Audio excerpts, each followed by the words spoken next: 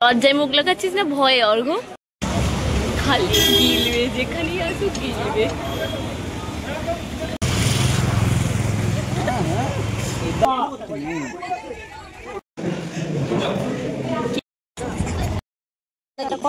Camera দেখতে পেলে একদম তুমি রান্না করে করে খাওয়াবে, সব বউ হয়ে যাচ্ছ।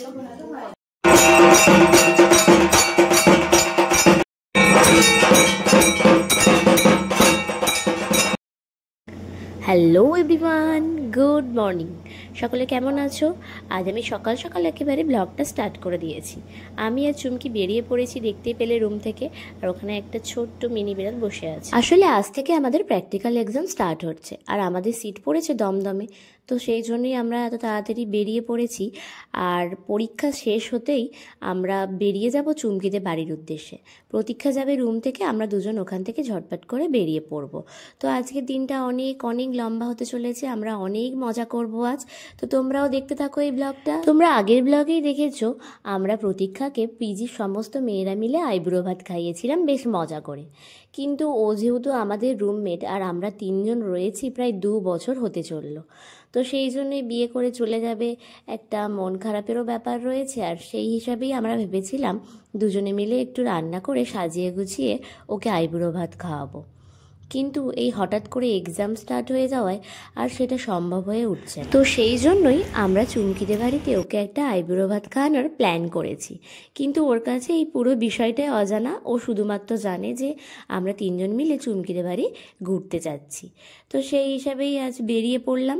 আর তোমাদের সঙ্গে কথা বলতে বলতে আমি চলে এসেছি এখন রোডে। এখান থেকে বাস ধরে সোজা চলে যাব বিধাননগর স্টেশন।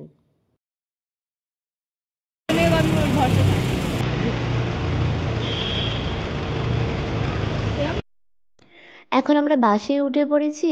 চলো এবার বিধাননগর স্টেশনের উদ্দেশ্যে যাওয়া যাক, তারপর ওখান থেকে ট্রেন ধরে একদম দমদম।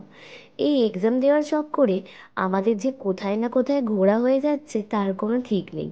এদিক ওদিক সেদিক করে প্রায় সব জায়গাতেই সিট ফেলছে। তো ভালোই হচ্ছে, একদিকে কলকাতাটাকে আরও ভালো করে চেনা হচ্ছে। 2019-এ যখন প্রথম কলকাতায় আসি তখন কলকাতার কিছুই চিনতাম না। সেই তখন আমার সঙ্গে প্রতীক্ষার আলাপ হয়েছিল। তারপর থেকে দেখতে দেখতে 5 বছর কখন কেটে গেল বুঝতেই পারিনি। চলো এসব গল্প না হয় পরে হবে। এখন বিধাননগর স্টেশনে এসে গেছি, আর দেখো দূরে এখন অর্ঘ দাঁড়িয়ে আছে, আমাদের জন্য ওয়েট করছে।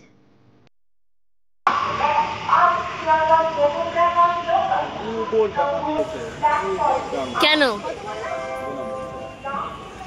কি হবে? লজ্জায় মুখ লাগাচ্ছিস না ভয়ে? অর্ঘ লজ্জা তো নেই।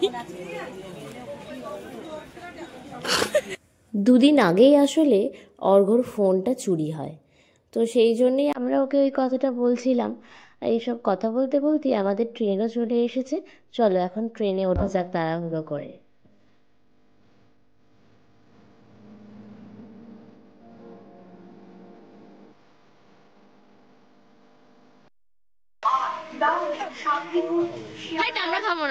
তো দেখতেই পেলে তোমরা, আমরা এখন দমদমে চলে এসেছি। আর এখান দিয়ে বেরিয়ে একটা রাস্তা আছে, ওখান থেকে আমরা বাস ধরে একেবারে চলে এলাম কলেজের সামনাসামনি। সামনাসামনি বলছি তার কারণ হলো কন্ডাক্টর কাকুটা আমাদের অনেকটা আগেই নামিয়ে দিয়েছে, আর আমাদেরকে খুব খিদে পেয়েছে, আশপাশের দোকান দেখছিলাম আমরা। খালি গিলবে, যেখানেই আসুক গিলবে।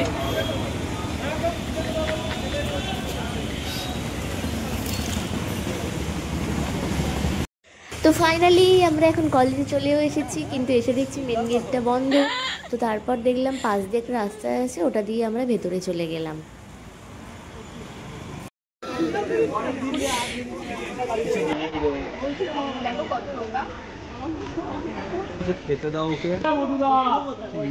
আমাদের টাইম ছিল 10টা, কিন্তু আমরা ওখানে গিয়ে প্রায় 1 ঘন্টা এদিক ওদিক দাঁড়িয়ে থেকে এই মাঠটায় খেলা হচ্ছিল ওটাই দেখছিলাম। তারপর শেষ গিয়ে ক্লাসরুমে পৌঁছালাম।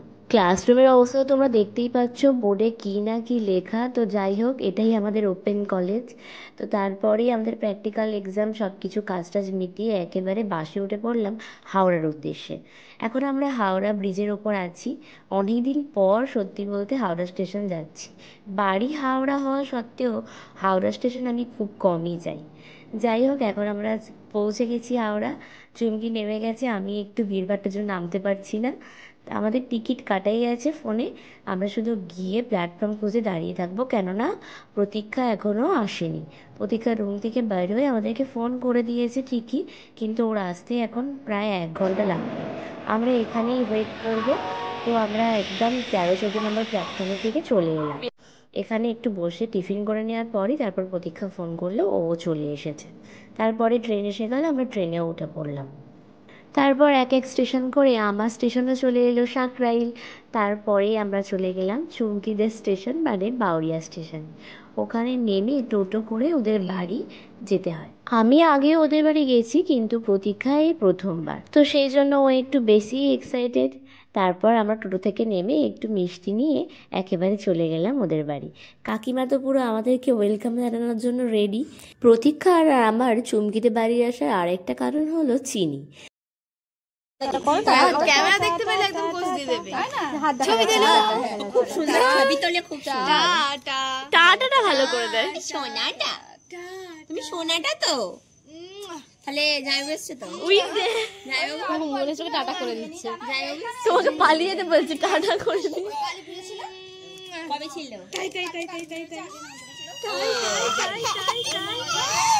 বাবা তুই সুন্দর আছিস, দেখো না সোনাটা। এসো, আসবে না, খেয়াল নেই আসলে। পাঁপড়টা খাচ্ছে তো, মনটা এখন ওইদিকে আছে। আসতে চায় না, ঢুকিয়ে দেয়। চিনি হলো চুমকি দিদির মেয়ে। চিনি তো আমাদের সঙ্গে একটু দেখা করেই সাথে সাথেই বাড়ি চলে গেল। তারপরই আমরা আমাদের শাড়িটা বার করে ফেললাম প্রতীক্ষার জন্য, যেটা আমরা কিনেছি। ব্লাউজটা এই জন্য তখন তুমি ব্লাউজ করছো, ওরা এই ব্লাউজটা কিন্তু সবুজ কালারের শাড়ির সাথে লাল ব্লাউজ। তুমি শাড়িটা কেমন লাগছে দেখো। বাবা রেড শাড়ি, অর্গানজা। দেখো এটা কার? কাকিমার? তোমার জন্য বলছি কাকিমা। এই তোরা এইসব কেন করেছিস ভাই? এ বাবা, মানে আমি এটা ভেবেছিলাম চুমকির বাড়ি গেলে কিছু হবে, তবে মানে কিছু একটা হবে।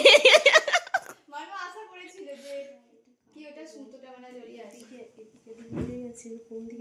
ভালো লেগেছে প্রতীক্ষা শাড়িটা? হ্যাঁ ভালো লাগছে, রেড কালারের নতুন লাগছে। ও ভাই কোন প্লিজ আর আনিস না রে। কেন কি হয়েছে, তুমি কি পরবে না? তোমার তো এখন লালি পরারই বয়স। এই তাড়াতাড়ি চেঞ্জ করো। বাবা এটা কবে নিলি, কোথায়? তোমাকে জানতে হবে না অত কথা, তুমি আগে পড়ো, এখন অনেক দেরি হয়ে গেছে। চলো পরে নাও। তো শাড়ি পরে আমাদের লাল টুকটুকে হবু বউ একেবারে রেডি। আর কাকিমা তো আমাদের হয়ে অনেক কিছুই রান্না করে দিয়েছে।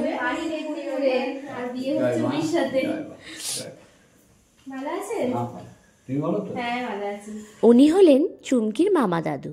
তো প্রতীক্ষা আইবুড়ো ভাত খেতে বসার আগে সবার থেকে আশীর্বাদ নিয়ে নিল। আর এদিকে দেখো কাণ্ড, কাকিমা কত কিছু রান্না করেছে। আলু ভাজা, বেগুন ভাজা, পটল ভাজা, শাক ভাজা, একটা ফুলকপি আলুর তরকারি, ডাল, মাংস, চাটনি, পায়েস, মিষ্টি, দই, এই এত কিছু রান্না করেছেন এই কাকিমা। তো কাকিমার সাথেই প্রথমে একটু ফটোশ্যুট করে নেওয়া হলো। তারপর আমরা ভাবলাম প্রথমে কাকিমাই একটু ওকে খাইয়ে দিক। সকাল থেকে অনেক পরিশ্রম করে আমাদের জন্য এত কিছু রান্না করেছে কাকিমা, এটা ভাবতেই বেশ ভালো লাগছে। আর শুধু শুধু ধন্যবাদ দিয়ে তো কোনো লাভ নেই। তো দেখতেই পেলে তোমরা, খাওয়ানোর আগে চুমকি ওকে একটু মালা ঘুমসিটাও পরিয়ে নিল, তারপর কাকিমাই খাওয়ালো। আর কাকিমার পর আমরাও এক এক করে একে একটু খাইয়ে দিলাম। আবার খাওয়াবো, এবার তুমি রান্না করে করে খাওয়াবে, যাও বউ হয়ে যাচ্ছ। এদিকে দেখো তোমরা হবু বউয়ের কাণ্ড, শাড়ি পরে সে নাকি খেতে পারছে না, সেই জন্য শাড়ি ছেড়ে একেবারে খেতে বসে পড়েছে। আর আমরাও সাথে সাথে খেতে বসে পড়বো, চলো।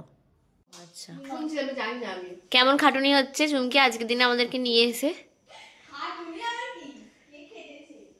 কি সুন্দর স্টিকারটা বেশ লাগিয়েছে।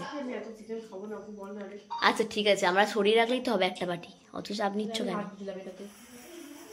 কি আমি একটা হাত দিলাম, ওগুলো হাত দেওয়ার আগে ভাববি।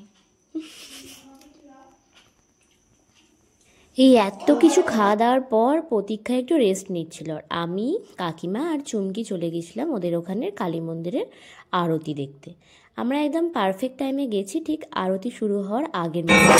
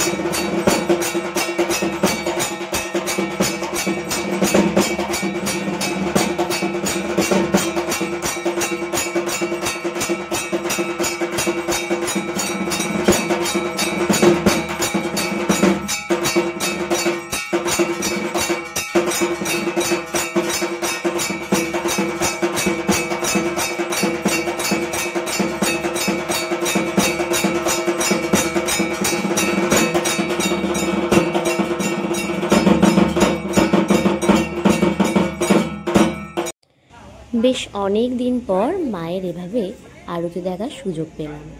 সত্যি বলতে খুবই ভালো লাগছে আর মনটা খুব শান্ত লাগছে। যাই হোক, তারপরেই কাকিমা বলল চলো একটু আমাদের অন্য মন্দিরগুলো তোমাকে ঘুরিয়ে দেখাই। তো তারপরেই চলে গেলাম আমাদের শিব মন্দিরে। ওখানে গিয়ে সবাই একটু নমস্কার করলাম, তারপর আবার বাড়ি যাওয়ার জন্য বেরিয়ে পড়লাম। কিন্তু বাইরে বেরিয়েই আবার চুমকির আরেক বন্ধুর সঙ্গে ওর দেখা হলো। তো কথা বলছিল, আর আমি তোমাদেরকে মেন মন্দিরটা একটু দেখিয়ে নিই, চলো।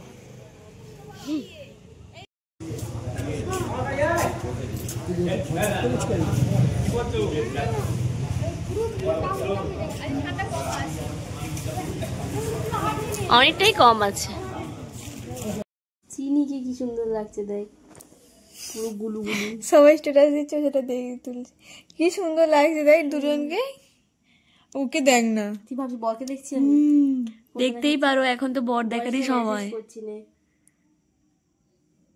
প্রতীক্ষা, কিছু বলার আছে তোমার আমাদের সাথে লাস্ট রাত? লাস্ট রাত আর থাকতে দিবি না ব্যাচেলার লাইফে। সত্যি আর কটা দিন পর আমার ভালো লাগছে। এই আমাদের ব্যাচেলার পার্টি হলো না, এই তো আজকে করে নিলে হতো। কিছু আছে আর চকলেট ফকলেট নিয়ে আসলে ভালো হতো। কিছু করে খাবে কোথায়? কিরকম একটা বউ বউ লাগছে যেন তোমাকে। কেন কেন বউ বলে? দেখো এটাও তো খুলে গেছে আমার। কিরকম একটা বউ বউ লাগছে না মা ডালা পরে। এই মেয়েটা পড়ে নিয়েছি, ভালো লাগছে। ভালো লাগছে না, আমার মনটা এবার আস্তে আস্তে আস্তে আস্তে খারাপ হয়ে যাচ্ছে। কিছু মনে হচ্ছিল না, আমার সুন্দর ছিলাম। ব্যাস, আবার কান্নাকাটি করতে হবে না। আনন্দ করো, বিয়ে হবে, আনন্দ আনন্দের দিকটাই ভাবো, খারাপ দিকটা ভাবে না। খারাপ পরে দেখা যাবে, কিছু তো হবে না, আনন্দই তো হবে। কত সবকিছু আয়োজন করা তো তোমার জন্য। দেখি কে বলছে কথাগুলো। কিরকম তোমার? তারপর আমরা তিনজন ঘুমিয়ে পড়লাম। আবার সকালে খুব তাড়াতাড়ি উঠে একেবারে কাকুর সাথে বেরিয়ে পড়লাম ডিউটি আসার জন্য। চুমকির আজকে ছুটি আছে, আর প্রতীক্ষা আমার থেকে অনেকটা আগেই বেরিয়ে গেছে, কেননা ওর 8টায় ডিউটি ছিল। আমি আবার একটু পরে বেরিয়েছি। কাকুরই খাটুনি হলো আর কি, বারবার আমাদেরকে বাস স্ট্যান্ডে ছাড়তে যেতে হচ্ছিল। তো এখন আমি অনেকটা রাস্তা চলেও এসেছি। চলো ডিউটি জয়েন করি আর কি। অনেক তো মজা করা হলো, আর এখনো অনেক মজা করা। প্রতীক্ষার বিয়ে তো প্রায় চলেই এলো। তো প্রতীক্ষার বিয়ে রিলেটেড সব কিছু ভিডিও খুব তাড়াতাড়ি আসতেই থাকবে। আর কাকিমাকে অনেক ধন্যবাদ। সত্যি চুমকিতে বাড়ি গিয়ে বেশ মজা করে কাটালাম দিনটা। আর এটা ছিল আমাদের হয়তো বা শেষ রাত তিনজনে একসাথে ঘুমানোর। যাই হোক, আমাদের শেষ ইচ্ছা পূরণ করেছে কাকিমা। আমাদের হয়ে অনেক অনেক কিছু রান্না করেছে, তোমরা সকলে দেখতেই পেলে। তো কাকিমাকে অনেক অনেক থ্যাংক ইউ। আর আজকের ভিডিওটা এই পর্যন্তই রইল। ভালো লাগলে অবশ্যই লাইক করো, কমেন্ট করো আর সাবস্ক্রাইব করে দিও। কিন্তু প্রতীক্ষার নতুন জীবনের জন্য রইল অনেক অনেক শুভকামনা।